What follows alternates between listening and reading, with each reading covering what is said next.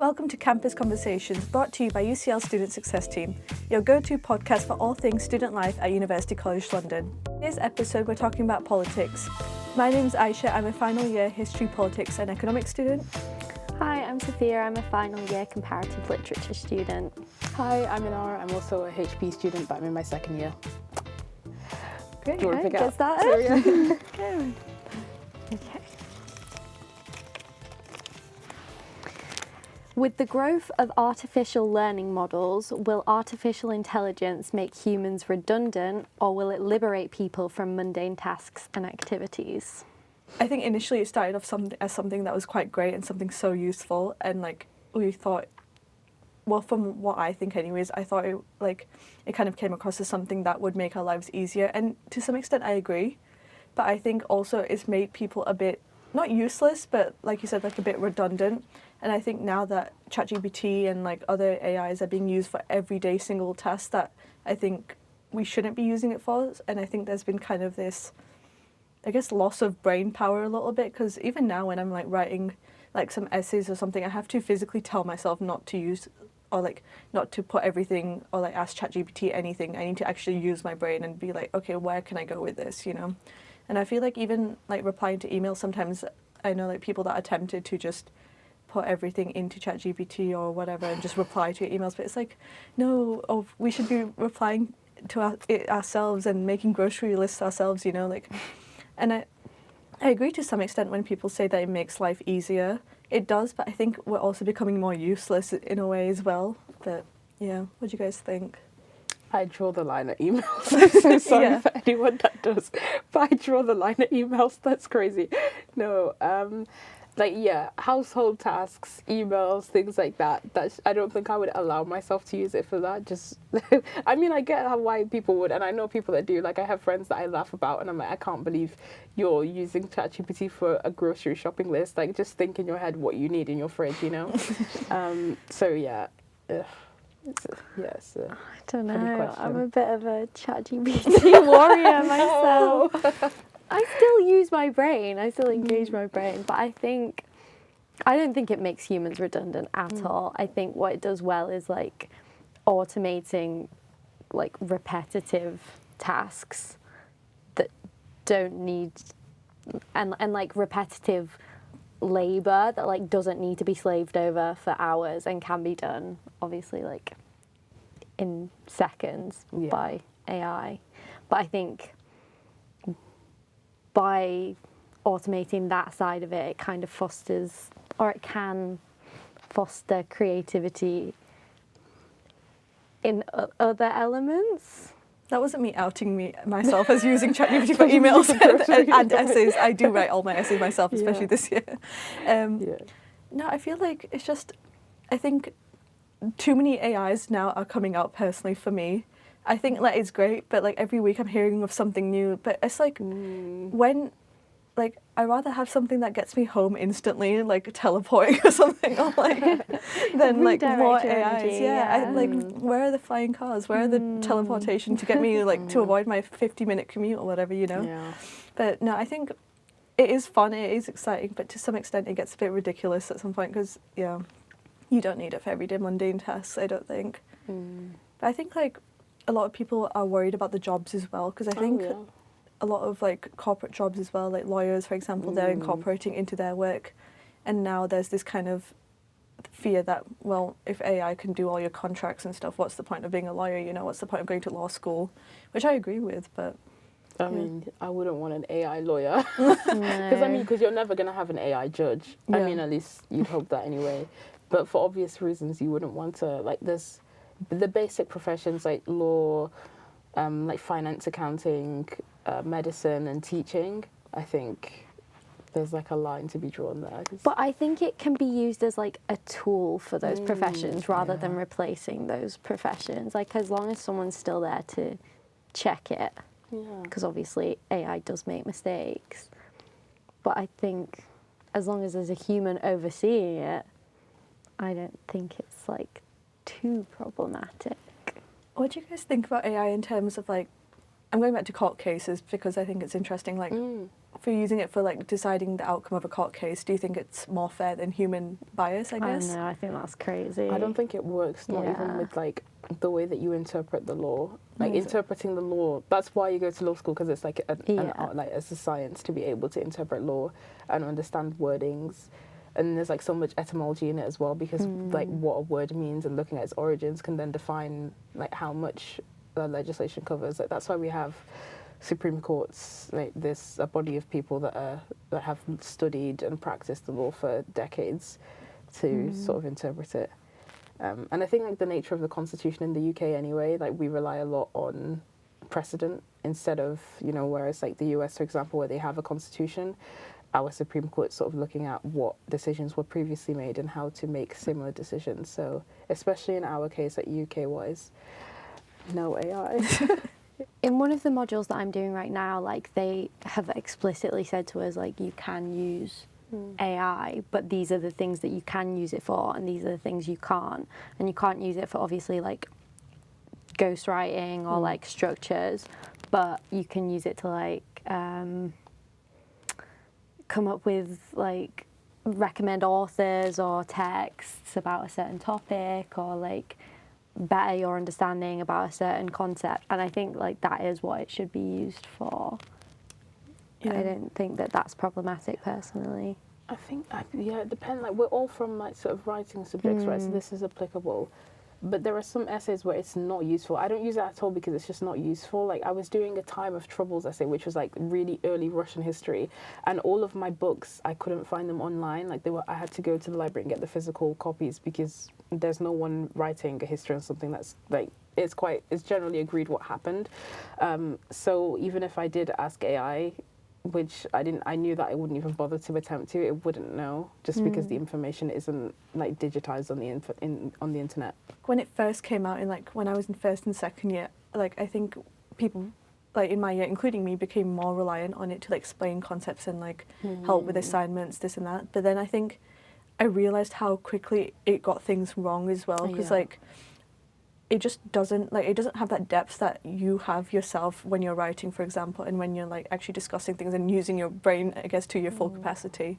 And it just, I think I agree with it, like for helping you assist in certain things, like explaining a topic or making something easier. But when you're asking it to like find something really basic, like a Google search also does that, you know, like, but like we can you carry on talking? But I'm gonna remember. Come back to me, please. But like I think like using ChatGPT or the AI, whatever, to ask basic questions that you could Google, or you could literally ask someone right in front of you. I think that's a bit ridiculous as well. What did you want to say about the basic searches on Google? The environmental impact. Yes. Because of how much energy it uses. So I try to like tell people there's something, by the way, don't use AI for something ridiculous like that. If it's like I main use is like job applications for part-time jobs that are like freelance, and they will ask you for like a ridiculous amount of like personal statements and stuff and it's like you're not paying me enough. If it's like a proper internship or like relate to my career, obviously I don't use it. But for like anything like casual work, like like a shift worker or like agency work kind of thing, I will just be like, oh, short motivation and why you're interested in working as a barista, like, you know what I mean? You're just exposing yourself to all these jobs. Now they know, but I mean it's casual work, so they don't care. But the environmental impacts, it's like you should not be using it for anything that you don't need. I agree with that so much, because I think I saw somewhere that it's like it uses so much electricity and water for like a single search. And I know like AI was used as like an alternative, so like it reduces, I guess, the carbon impact of humans to some extent. But then like the usage of the like, electricity and what it uses to run these models, and also like how you harvest the batteries, how you like, you know, just the whole like process of building these AIs is low-key ridiculous. And it doesn't seem ridiculous because it's all online. It seems like it's something that's just instantly done. The cloud is physical. Yeah, it quite literally is. And I don't think people realize the climate impact of it. So I think people think of AI as like being an unlimited source, but I'm sure I read somewhere that like one AI search is the equivalent of pouring out a bottle of water. Oh my God. And I'm like, that's terrifying, because obviously people do use it like so flippantly. So much for like I thought it was like more than one. I thought it was a couple of tons of water that it just like it's a lot of energy. Yeah. And of course with batteries, that reminds me of current cobalt mining crisis in like Central Africa now, and how bad it is. And it's like, isn't it supposed to be renewable resource? Like, isn't it supposed to be sustainable? And you're like still using natural resources for it. So yeah, there you go. Yeah. There's so much that goes into it. Yeah, that bothers me about like electric cars as well. Like I understand they're great and like it's better for the environment in terms of pollution, but like if Not people look at like how lithium batteries, for example, are like mined and how they're not ethical and they're not exactly like and to dispose these batteries like of like Teslas, of like all these electric cars, it creates so much waste in the environment as well. So okay. With protests going on across the world about the impacts of tourism on local communities, what are your views about travelling and how has this changed how you view and approach going on holiday? Barcelona, right? I love Barcelona personally. It's awkward now, I think it's a great city, but I think like I understand like I think I went this past summer and I think the week after I'd just been, it was the protest where they started like water pistoling tourists, I guess, and it's British tourists as well that they usually hate, which is a whole conversation in itself. But like, I don't know. Like, I feel like I am more, I guess, aware of when I'm trying to look for holidays. I'm kind of more aware of certain places. So, for example, I think the way I see it is like if it's a country where I think it particularly affects like indigenous communities, for example, like Hawaii it's not a country, it's a state, but or like maybe like Indonesia, Bali, these kind of places. If you guys see me in these places afterwards, mind your own business. like we'll get onto that, but I am a bit more conscious about that. I think like if local communities are telling you not to come to their country because it's destroying their environment, it's destroying their ecosystems. Because for example, like Hawaii, they rely on their natural resources, what's grown there, what's like they rely on the land essentially. And I think when all these tourists go and they destroy like their natural harvest, their crops and stuff, I think that's bad. And I don't think like that puts me off going to places like Hawaii and Bali and Indonesia, for example. But at the same time, a part of me is like, I do still want to see the whole world. I do still want to see it, but like with respect to these communities and not destroying their natural resources. But yeah, to what extent, I guess. There are ways to do it. I agree. I think that's the main thing, like mindful tourism and like being respectful of local cultures and supporting local businesses when you're there and trying to do it in like the most sustainable way you can. Okay. Right, with Meta, brackets Facebook, taking away fact-checking on their platform in the US, ... should the UK government regulate social media platforms to prevent the spread of misinformation, or does that infringe upon free speech? So what's the line between protecting... Yeah, what's the line between spreading misinformation and free speech? This is something I'm really interested in because it is quite literally my dissertation topic. It's fake news consumption in Europe, and well, obviously, like recently, Mark Zuckerberg took away the fact-checking thing on Facebook, which personally for me is terrifying because I think I understand the line of free speech and people being able to say certain things, but from what I see, like fake news and misinformation is so dangerous to like communities and misinformed people as well. So, like if you are seeing these headlines where it has obviously physically like untrue information. So for example, the COVID-19 pandemic, there was so much fake news around and it genuinely scared people because this was all they knew. They didn't know any better. And it's not like it's not their fault, it's no one's fault, but it's the fact that these companies aren't willing to fact check and aren't willing to provide accurate sources, for example, that is putting these people in danger. So I think that there should be fact checking, and I think in the UK there should be able to fact check because I don't think it infringes on people's rights, and rather it protects people's rights, because I think by not fact checking you're harming people more than anything. But I do understand where people say, oh, you're taking away our freedom of liberty, our freedom of speech to say this and that. But well, no, like you're actually causing more harm than. But yeah, but what do you guys think? It's like Telegram. So there was a Channel 4 documentary on Telegram, and it talks about because of their lack of, like they sort of advertise themselves as like, yeah, like super encrypted, you know, we don't share your information with the governments. One loophole with not sharing information of the government is when they're investigating CSAN, like online, or like abuse online, bullying online. Like how do you regulate that if you won't cooperate with the authorities? So I definitely am on the side of there should be fact checking, and the government should have some sort of way to be able to access accounts and things, especially if they're spreading misinformation, and prosecute those people. Because you wouldn't say that in real life. Like if it was in real life and you'd be like, oh yeah, this person is like running some sort of drug ring in their house, but it's in their house so we can't go in. Whereas like, there's warrants and things like that. So I don't see why in the online space there wouldn't be warrants and there wouldn't be fact checking or any sort of fight against misinformation. But yeah. Yeah, I completely agree. Especially I think when it has like real world consequences. Yeah. So when it's like you said with COVID-19, like if it's about public health or like elections, like we can't afford to not have fact checking. Yeah. Like there needs to be some kind of government oversight. And I don't think that infringes on free speech. Yeah. It's not censorship. Like no, definitely, yeah. Well, I think there's a fine line between that and censorship. So it depends on how I guess governments go about it. But I don't know if you guys saw, but recently I think I saw this tweet. And I don't know how true it is because it's not been announced in like the news or anything, but I'm assuming that it has some kind of truth to it. But again, I don't know if it's fake news actually. But I saw this tweet and it says that the UK government has actually requested that like Apple, for example, has like a loophole in its encryption services so they can still investigate. Yeah.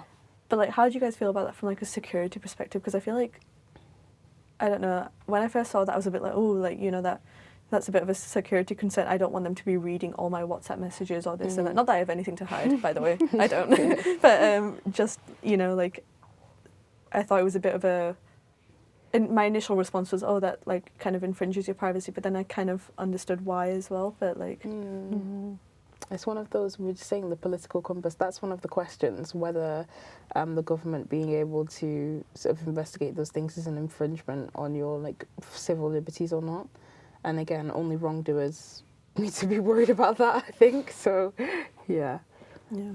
Yeah, I'm way too, like, flippant with my cybersecurity. I can't lie. I feel like with all these apps and stuff that we download, we sign away so many, like, rights as well, because no one reads the terms and conditions. You don't, like... I think that's the whole, like... It's a bit silly in my opinion, but the whole argument about the USA banning TikTok, I think it's more, like, about trade and, like... international affairs rather than actual like the security concerns, but I think that's what they try to portray the argument as, is like, oh, it's infringing our privacy, they're selling all our data and no one actually knows where the data's going because everyone just agrees to the terms and conditions. So did you see the notification? This is such a did you see the notification they got on TikTok in the US? Thank you, President Trump. Yeah, it was my flatmates are both I have two American flatmates in my flat, and they were literally like devastated when TikTok went down, and then like because she had still had it downloaded on her phone, she saw it as it came back, and it was like this massive screen of like, thank you President Trump for saving TikTok, this and that, and it was such like I think that's like that to me is fake news. That is such misinformation. Like that's crazy. But yeah, he was at his inauguration. Yeah, CEO of TikTok. Really? Oh yeah. Yeah. I mean, it was like a room of billionaires, wasn't it? Yeah, all of them, just like in one. Yeah, that's crazy. Yeah. I mean, they were harassing the poor guy, but like, not poor guy. I mean, they were harassing the really rich guy, but yeah. Well, stay woke. It's just a dilemma, isn't it? Like, I don't know how, like, what you're even supposed to do in these situations. That's the thing. There's no such thing. I literally had an argument with my mum yesterday because she put my picture into it. This is so off topic. She put my picture into an AI emoji generator, and I was like, I've not consented to that. Like, do you know what they're gonna do with my pictures? She was like, no, it's just on my phone. And I'm like, your phone is an illusion. If you haven't paid for that app, then you're paying with something else. You're paying with your data. You're paying with. So now, like, I'm on some AI database somewhere because she's downloaded a dodgy app that she was recommended from TikTok, and I'm like, oh my god. That's not ideal. Yeah, but nothing is free. Like if you're not paying for an app, then you are paying in another way your data. So I know that every time I go on Instagram, I'm paying by them knowing, oh, what's the average like 21-year-old girl looking at, and it's, you know what I mean, you know that. But it's better to know and then choose to do that. So I know I'm choosing to do that, than to be in the opposite situation where you're like, OMG, they're selling my data, ban TikTok. Yeah. I actually think, like, going back to fact checking, I think there should be fact checking purely because, like, my mum and dad are so susceptible to, like, these. Yeah. My mum and dad recently got TikTok. Sorry if they're watching this. I'm just outing you a little bit. Yeah. But my mum will constantly send me these TikToks or like links and stuff. She's like, oh, should I get this? Look at this. Or like, you should do this. I'm like, stop, please. Like this, you're gonna get like scammed out of like thousands of pounds at some point if you keep like. And I have to keep telling my parents. My dad will tell me this like news story again. Sorry if you are watching this. I doubt he will. But yeah, he's like. He'll be like, oh, did you hear this happen? I was like, I really don't think it did. Like, that sounds ridiculous. And he's like, no, it says right here on like some fake news. He's like, it's like it didn't. But yeah, I think fact checking should be done specifically for our parents. I feel like everyone I've interacted with or our age, something that I hear a lot is like whenever someone's like, oh, I heard this, it's from TikTok. Yeah. Or like, I read an article. No, you didn't. You heard it on TikTok. You know, like, I think in that sense, a lot of people like trust the media quite a bit in that sense. And I don't know, to most extent, I feel like I trust it as well. I'm like, yeah, you know what, that's right. This sounds accurate if I see a TikTok video about it. But then I think like when I'm having wider conversations with people, I'm like, is that actually true though? And sometimes I wonder, like, sometimes I'm wondering if people are trusting like TikTok more than like BBC News, for example. And it's like, but then the whole, I guess, privacy rights and stuff, I'm like, can you even trust the news at this point? And like, who do you trust? But yeah, who do you guys trust? Multiple sources, right? The more the better. I think I've also already mentioned this on like an episode before, but I use Ground News. I've not heard of that. The app where like it tells you, so it shows you all the news articles, but it just tells you what that article, what the writer leans. So they'll be like, oh yeah, this is from, and they'll tell you how much coverage something has gotten. So an issue might have only gotten like 90% right coverage and then 10% center coverage, so no left coverage on a certain like news story, or it will tell you whether this news outlet is left before you're reading it or whether this news outlet is right. I'm sure there's maybe even problems within the app itself, but like in general it's quite a good guide, so you can read it. I think you can read anything really, but just critical analysis, but you use critical analysis in like your degree, so for those that don't, I don't know, I'd be interested too, but I think it's natural to us to like critically analyze anything that you read anyway. Okay. With global protests such as Black Lives Matter, Me Too, and the Israel-Palestine conflict happening in recent years, to what extent do you think grassroots protest and activism brings about change? Definitely, yeah, without a doubt. Especially in like shifting public opinion and raising awareness, for sure. Yeah, I think protests need to happen, and maybe as like a politics student you probably agree, but I think like they shape so many things. So I think especially like the Black Lives Matter protest in 2020, they shaped like not only history in a way, but how I guess like we went on about things as well. Like, and I think it shaped so many diversity laws, for example, and it shaped like how people act in the workplace, for example, and it shaped just how we see like justice in general. But yeah, no, I think protests are so necessary, both for like, I think some people say that they're always a bit redundant because they don't actually, like, it's always up to the politicians and up to people in government what actually happens. But I think, no, like, if there are these mass demonstrations that show that people are against whatever's happening, like, it definitely has an impact because it shows that, I think also in the long run, it's not great for like governments as well because it shows that you have so much opposition against you and that people are becoming aware of what you're trying to, I guess, hide or suppress, for example. And I think it's just so necessary to protest, even if you don't think it's going to get you anywhere. Like, especially I think a lot of people thought, like even now with the Israel-Palestine protest, people think, oh, like these protests are redundant, like it's not even in this country that's happening, it's not going to like affect us. It does, like if you like, I guess, stand up or are able to, I guess, stand up to how you feel about things, it definitely shows across the world. I mean, there were demonstrations in every single country about it. But yeah. Yeah, I mean, like on the Black Lives Matter one, there was, I think, was it 2021, the commission on like investigating systemic racism in the UK, which was that was a funny ending, because the minister that they got on it, the Tory minister Kemi Badenoch, she's a black woman. She's now the leader. Well, I'm sure you know, the leader of the Conservative Party now. She was the minister for that equalities, right? Minister for equalities, something like that. And she was like very much pushing, and you would see it in the debates as well. She'd be like, "There's no evidence of systemic racism in the UK," and I'm like, that's crazy. I was like, did they get you of all people? Like, do you know, that's why, that's the question of representation as well. Sometimes it's not always the best thing, and perhaps like the person that has more empathy towards it's better. I do totally agree that protests do have, but I did want to play a devil's advocate thing here and say, do you think they can go too far? And have you seen examples of it? As long as they're not violent, as long as they're peaceful protests, I don't think they can go too far. I don't think they go too far, just because I do believe in protests, but I think a lot the example people use is maybe the Extinction Rebellion ones, because they're disruptive protest and they get in the way of people. So I think people say that by like standing in front of, I guess, the motorway and stuff, that's going too far, and like throwing oil paint at like paintings and stuff. I mean, UCL was targeted as well. Like, I don't know if you guys remember, like last year in September, October time. Right. With the world's richest man, Elon Musk, being instrumental in recent US elections, is being a billionaire inherently unethical and corrupt? Should there be a cap on how much money one can accumulate? Or does this impinge on human freedom to capitalize and innovate? I don't think a billionaire should exist. No. I'm sorry, but a billion, I don't think people understand how big $1 billion is, or pounds, but a billion is never ethical in any sort of circumstance, for me anyways. Apologies if someone is a billionaire watching this. I guess I don't think you're ethical, but the thing is that my problem with $1 billion is, first of all, people don't realize how much money that is. It is several hundred million, and even then, it's not even that, it's more than that.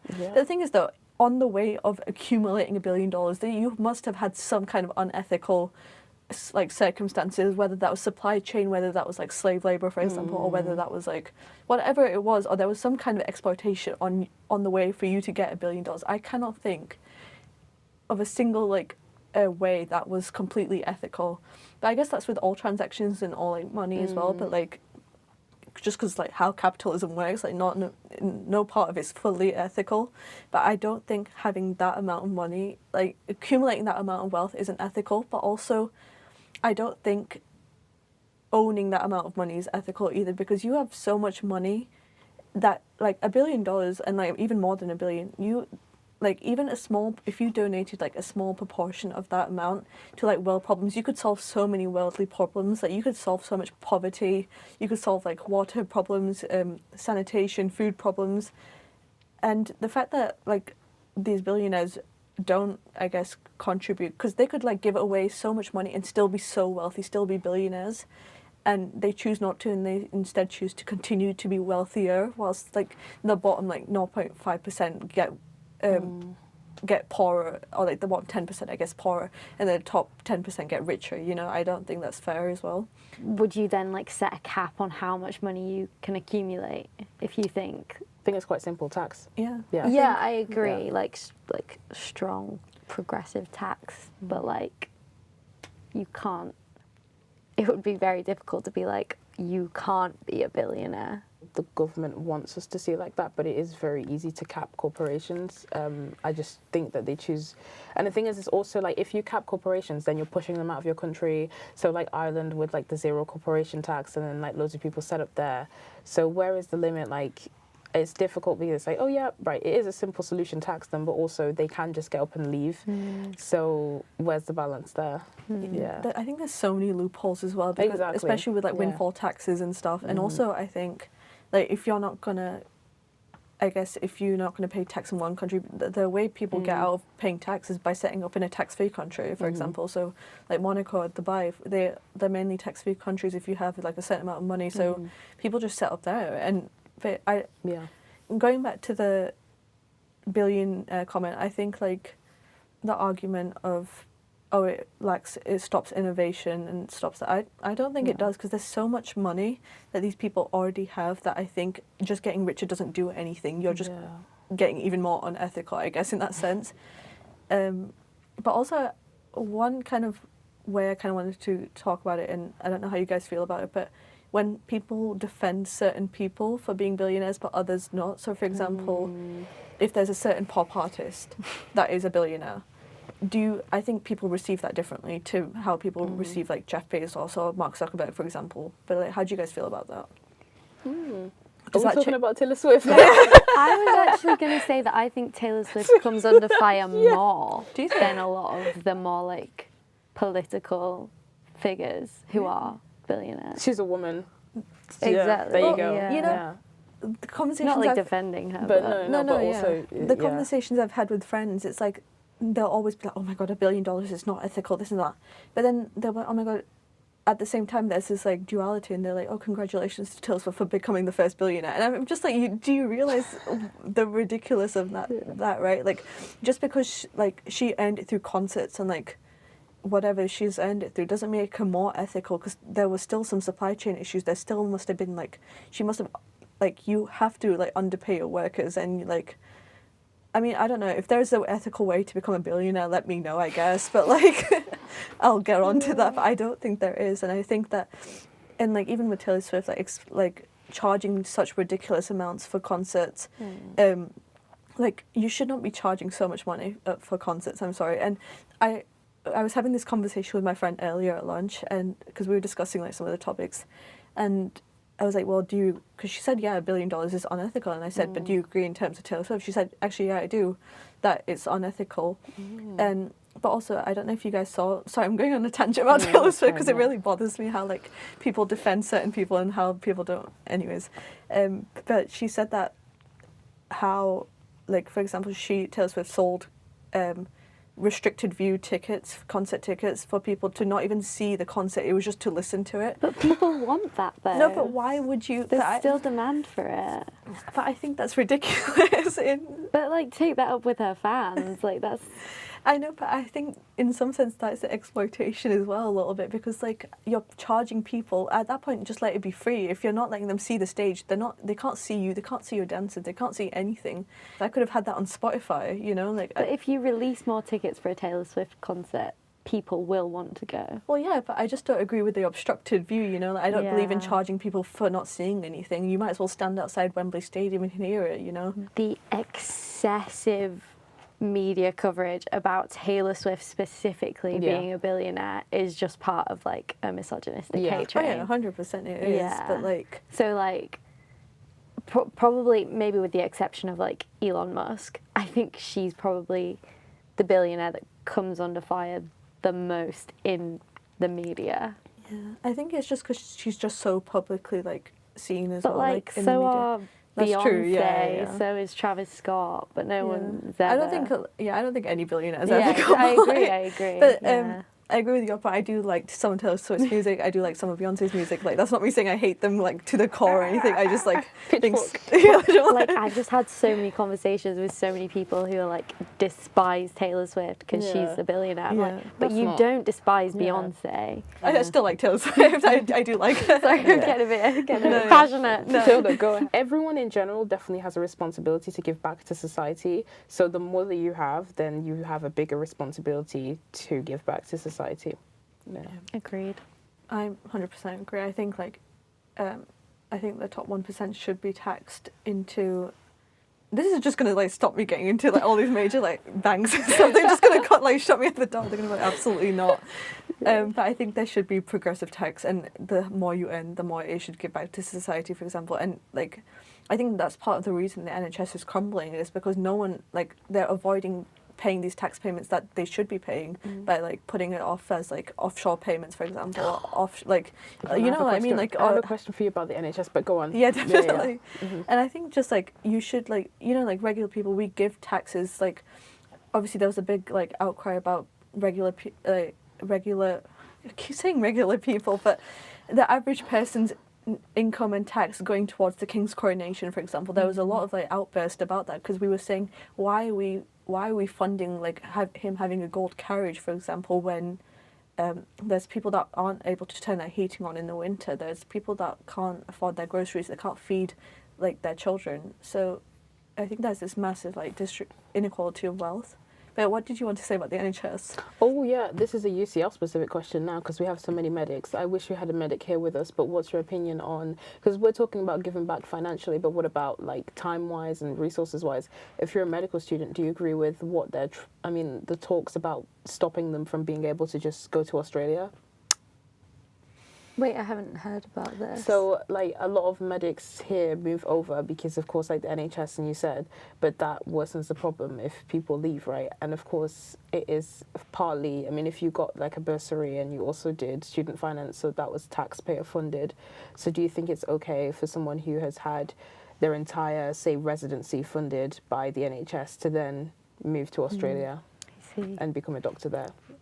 The thing is, I have quite a few medic friends, so I kind of understand. So I have had these conversations where people have been wanting to move abroad. But the reason they want to move abroad is because the conditions in the UK aren't great. It's because they're not paying, like these medic students, they've gone through like 6 years of medical school, then 2 years of further training, then you have to go into further specialisation, and you don't earn a decent living wage. Like, you're earning, I think I saw like recently that people are like prep baristas were earning more than junior doctors were. Oh, yeah. And when you consider that, like, obviously it's great for prep baristas, but if you've gone through so many years of education and so much hard work, because obviously I understand it's like government funded and stuff, but if you've gone through such long education, such intensive training and stuff, to then not even be, I guess, rewarded and not even have the supplies properly to like be a proper doctor in the NHS or not be supported properly, I think like people, that's the problem. Like, people are incentivized to leave and go to where there's better conditions, better working rights, for example, and better labour commitments as well. And in terms of whether I think like should people be stopped from leaving, well, I think maybe I understand that people shouldn't be stopped to leave because it helps keep the resources for the NHS, but at the same time, there's no point keeping people if you aren't willing to fund the NHS itself. Like, if you aren't willing to fund resources, if you aren't willing to fund like the supplies and like your staff properly, then there's no point in like stopping people from leaving, because you're just creating this like circular cycle of like bad working conditions and then people leaving, you know. So that's how I feel about it. But I will ask you this question, Sophie, but like for both of you again, that was like a specific case, right, with medics. So we were just saying like billionaires, and we agreed that they should contribute back to society. But what about people then? So if we just expand it out to like all the professions that a university might come up with, so do you think that people that are becoming sort of accountants, lawyers, if you get your degree funded by the UK government, I know that we have a student loan system, so you are technically paying it back, but a lot of people don't end up paying it back, so it is very much government funded. Or if you have a bursary, do you think you now have a responsibility to the society of taxpayers that essentially paid for your degree?